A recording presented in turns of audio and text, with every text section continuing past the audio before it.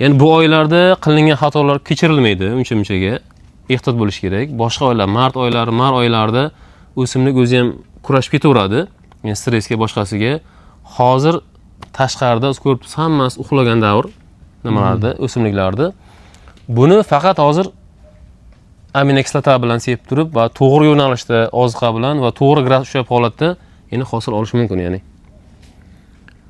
Chora-tadbirlar shunday.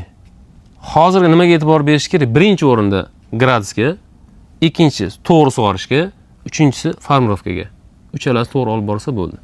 Keyin barg olishda ham juda ham ehtiyot bo'lish kerak qishki kunida. Katta stressga tushadi. Stressdan chiqish davri qishki kuni dekabr oylarida 1 oy to'g'ri keladi.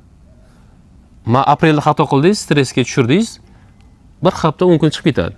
Lekin dekabrda xato qildingiz, ko'p barg olib qo'yildi yoki ko'p shox sindirib qo'yildi, bu chiqish 1-1,5 oy chiqib ketadi. Daji ko'p kelib ketib qolishi mumkin. Stressdan chiqish davri ya'ni hisoblanadi.